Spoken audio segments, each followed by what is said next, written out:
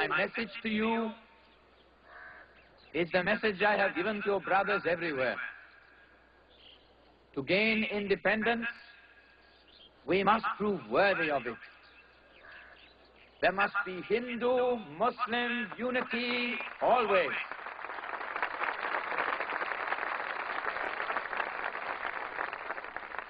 Second, no Indian must be treated as the English treat us. We must remove untouchability from our hearts and from our lives.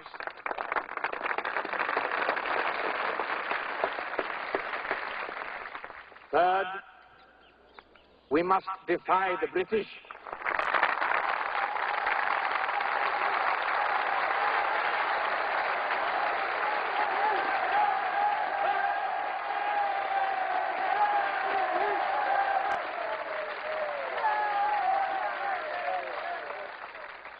Not with violence that will inflame their will, but with a firmness that will open their eyes.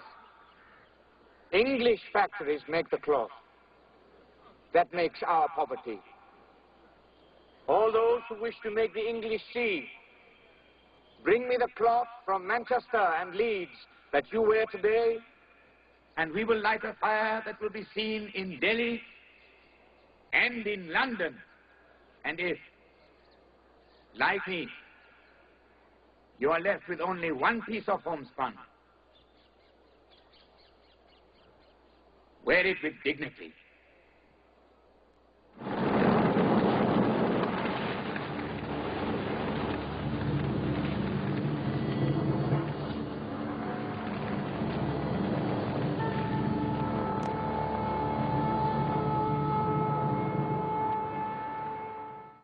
O filme que vocês acabaram de assistir o trecho, ele é muito fiel ao que Gandhi defendia. Gandhi foi um dos grandes líderes, um dos mais importantes líderes a favor da descolonização.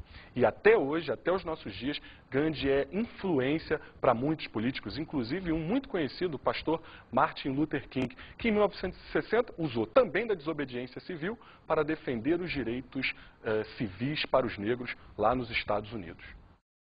Bem, diante das pressões de Mahatma Gandhi, da mobilização da população hindu, a Inglaterra cedeu, mas ela não estava muito disposta a ceder, não. A mudança de postura, essa coisa de conceder a independência para os indianos, foi, na verdade, obra do Partido Trabalhista, que chegou ao poder na Índia em 1947, sob o comando de Clement Attlee. O Partido Trabalhista pensava o seguinte: bem, diante desses movimentos de descolonização, diante da revolta da população, talvez seria mais interessante negociar uma independência gradual, para que a Inglaterra não perdesse a influência política e econômica sobre essas regiões. O Partido Trabalhista, então, pensa na ideia do Commonwealth of Nations, a Comunidade Britânica das Nações. A criação dessa Commonwealth of Nations acabou permitindo que a Índia se inserisse na órbita do imperialismo inglês, da influência política e econômica sobre a Índia, mesmo após a descolonização da Índia. Que pena. Bem, em 1947, então, a Inglaterra cede a independência, a descolonização da Índia. Porém, Gandhi não teve o seu sonho concretizado. O que aconteceu? Logo depois da independência, em 1947, a Índia acabou se dividindo. Se dividiu em Índia, que nós chamamos de Índia hoje, é a população de maioria hindu. Temos também o Paquistão. O Paquistão, que era a população de maioria muçulmana, sendo que nós temos dois Paquistões, né? O Paquistão Ocidental e o Paquistão Oriental, que nós chamamos hoje de República de Bangladesh. Já a ilha do Ceilão, que hoje nós chamamos de Sri Lanka, acabou também se separando, o pessoal de maioria budista, lá no subcontinente indiano. Não esqueça disso, hein? Bem, agora nós vamos falar sobre um acontecimento trágico, que foi o assassinato do Gandhi. O Gandhi, em 1948, foi assassinado por um fanático que era contra os seus ideais de união do povo indiano. Que pena, né? Bem, é importante destacar um outro movimento de descolonização na Ásia, a descolonização do Vietnã.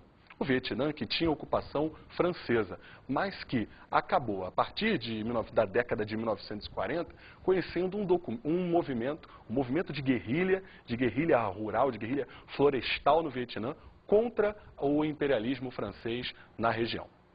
Essa guerrilha, chamada de Viet Minh, era controlada por Ho Chi Minh. Ho Chi Minh, que tinha influência comunista lá no Vietnã do Norte.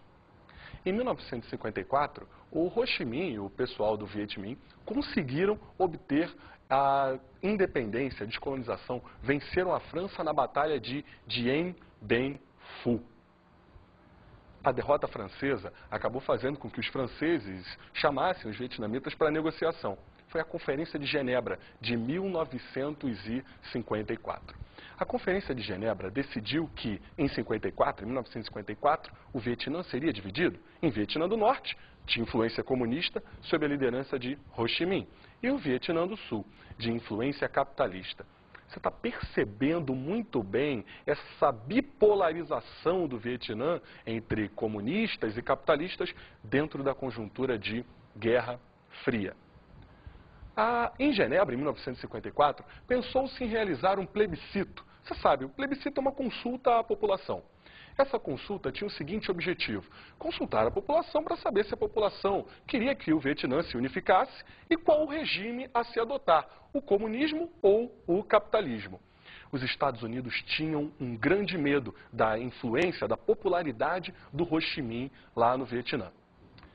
Os Estados Unidos, temendo uma possível vitória do comunismo no Vietnã, nesse plebiscito, acabou suspendendo o plebiscito em 1955. A partir daí, nós temos a intervenção norte-americana no Vietnã, que você chama de Guerra do Vietnã, mas eu não quero estragar a surpresa, porque essa é uma outra videoaula. Vamos falar agora sobre os movimentos de descolonização em outro continente. Vamos falar sobre a descolonização no continente africano. Os africanos também lutaram contra o imperialismo, a favor da descolonização. Um primeiro movimento que nós analisaremos é o movimento de independência da Argélia. A partir de 1954, a Argélia começou a lutar a favor da sua independência diante da França. E aí foi muito importante o papel da Frente de Libertação Nacional Argelina. Uma das principais características da atuação dessa Frente de Libertação Nacional era a ação terrorista contra as instalações francesas na Argélia, o que chocava a opinião pública francesa. Bem, é importante destacar, ainda em relação à opinião pública francesa, a ação de intelectuais como Frantz Fanon, Jean-Paul Sartre. Esses intelectuais franceses mostravam-se muito contrários ao imperialismo, eles defendiam a descolonização da Argélia, principalmente diante dos ataques terroristas. Vamos a um trecho de Jean-Paul Sartre, onde ele fala um pouco sobre essa questão da dominação imperialista. Vamos ver a opinião dele. A elite europeia procurou fabricar um indigenato de elite. Selecionavam-se adolescentes que tinham sobre a testa, marcados a ferro, os princípios da cultura ocidental e a boca recheada de mordaças sonoras, belas palavras pastosas que se colocavam aos dentes. Após uma breve estada na metrópole, eram enviados de volta, truncados. Mentiras ambulantes. Nada mais tinham a dizer a seus irmãos. Estes faziam eco. De Paris, de Londres, de Amsterdã, lançávamos as palavras Parthenon, fraternidade.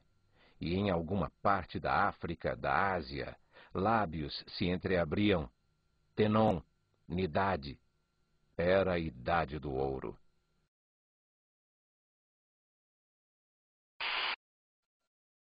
Bem, você percebeu a opinião do Jean-Paul Sartre, onde ele deixa muito claro a influência cultural, a dominação cultural que a Europa exerceu sobre o continente africano. Os africanos pronunciavam palavras como Parthenon e mesmo fraternidade, símbolos da Revolução Francesa e mesmo dos ideais de democracia grega. Mas democracia, liberdade na África imperialista? Você percebeu a ironia que Jean-Paul Sartre faz no seu texto. Bem, diante da mobilização dos intelectuais da sociedade francesa, o presidente Charles de Gaulle, em 1962, acabou concedendo a independência para a Argélia. O que nós observamos, então, é a ascensão de Ahmed Ben Bella ao governo da Argélia, a Argélia independente do domínio francês. Vou falar agora sobre um outro caso, também bastante traumático, só que dessa vez no Congo, a independência do Congo em relação à Bélgica. O Congo, que era uma região com bastante jazidas de ouro, cobre, estanho, diamantes, uma área bastante rica. A população se insurgiu contra o domínio da Bélgica sob a liderança de Patrice Lumumba. Só que os problemas não acabaram com a independência da Bélgica em relação à França. Sabe por quê?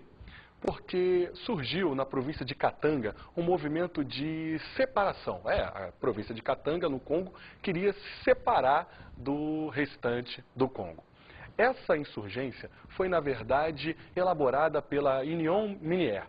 A Union Minière era uma companhia mineradora bélgica que explorava principalmente o estanho na região de Katanga. Essa insurreição para separar Katanga acabou gerando uma guerra civil no Congo. De um lado, os partidários de Lumumba, que era contra a separação de Katanga. De outro, mercenários contratados pela Union Minière para defender a separação de Katanga em relação ao Congo. O general Mobutu Sese Seko era o comandante das tropas favoráveis à separação de Katanga. Bem, Mobutu Sese Seko acabou prendendo Patrice Lumumba, que foi assassinado. Bem, em 1965, Mobutu acabou se tornando o ditador que comandou o Congo a partir de então. Vamos agora à descolonização de uma outra região, que é a África do Sul. Em 1931, a Inglaterra cedeu a independência da África do Sul, que não significa melhoria das condições para a população sul-africana. Por quê? A Inglaterra implantou um governo branco, uma elite branca na África do Sul, que instituiu em 1948 o regime do Apartheid. Apartheid significa estado de separação. É isso mesmo que você está pensando. Os negros simplesmente perderam o direito da propriedade da terra. Sem contar que os negros tinham locais destinados para estarem. Os não podiam estar em locais destinados exclusivamente para brancos. Isso realmente é um absurdo. Absurdo que uma pessoa chamada Nelson Mandela tentou combater.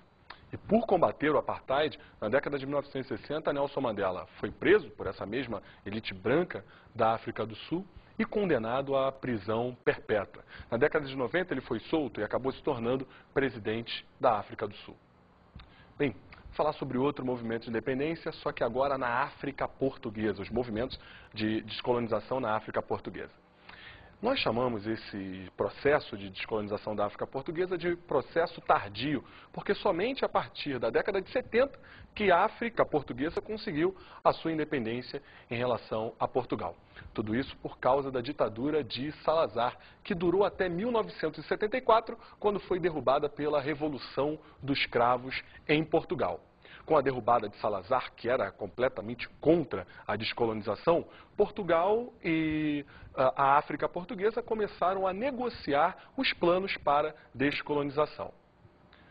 Entretanto, no meio dessas negociações, a partir de 1974, movimentos em Angola, principalmente em Angola, começam a se desenvolver contrários à permanência do domínio português na África. Movimentos como o MPLA, o Movimento pela Libertação de Angola, de grande influência marxista. Temos também a FNLA, a Frente Nacional de Libertação de Angola, que tinha inspiração capitalista.